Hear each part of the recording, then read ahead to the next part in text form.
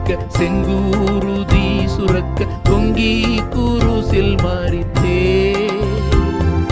அங்கரங்கள் துளைக்க செங்கூருதி சுரக்க தொங்கி குருசில் மரித்தே. உன் பங்கம் அனைத்தும் போக்கி தங்க அரண்மனையில் சிங்காசனத்தில் அமர்த்த. உன் பங்கம் அனைத்தும் போக்கி தங்க அரண்மனையில் சிங்காசனத்தில்